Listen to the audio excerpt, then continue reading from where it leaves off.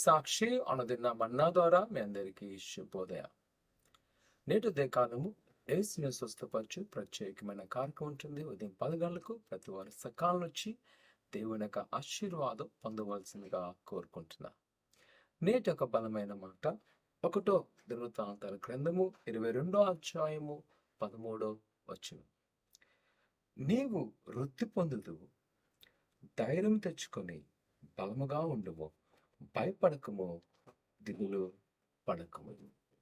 ప్రేమకు మాతే దేవుని యొక్క వాక్యము ఖచ్చితమైన వాక్యం. ఈ ఉదయకాల సమయంలో ఒకవేళ నిన్ను కలత పెట్టే అనేకమైన పరిస్థితుల మధ్యన ఉన్నావా? దేవుని యొక్క వాక్యం చెప్తుంది, దిగులు పడక, ధైర్యం తెచ్చుకున్నాము. ఎందుకంటే ఆయన నీ పక్షం ఉన్నాడు. ఆయన నిన్ను వృద్ధి పొందించును. ఒకవేళ ఈరోజు నీకున్న వనరులు బట్టి మనకు అనిపించవచ్చు నేను ఎన్నడూ పైకి రాలేనని, లేదా మన కుటుంబ నేపథ్యాన్ని బట్టి అనేక అనొచ్చు నువ్వు ఇంకా ప్రయోజనం కావని. దేవుని వాక్యం సెలవుస్తుంది, నీవు వృద్ధి పొందదు. ఎందుకంటే నీతో ఉన్నవాడు గొప్పవాడు.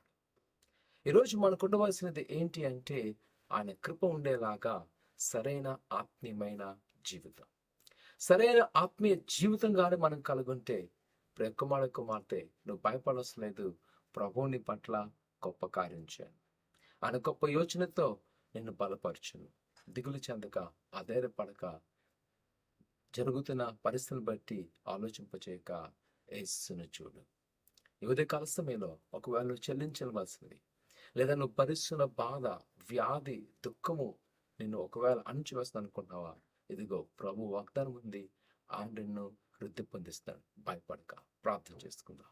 పరిశుద్ధుడా, ఘనమైన దేవా, నీ కున్నాలు నీ బిడ్డలను వారిని జ్ఞాపకం చేసుకొని నీ దీవున నీ ఆశీర్వదింపండి. వారికున్న కోతులు, వారికున్న ఆటంకాలు యేసు నామం తొలగించండి.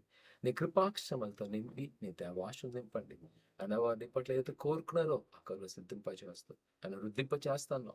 ఆయన దిగులు చెందకుండా ధైర్యపరచండి. ఆయన ఉదయకాల ప్రార్థన పాటు ప్రతి బిడ్డలను నీ అభిషేకంతో దీవించమని యేసు నామమున తండ్రి, ఆమేన్. ఆయన నమ్మకించండి.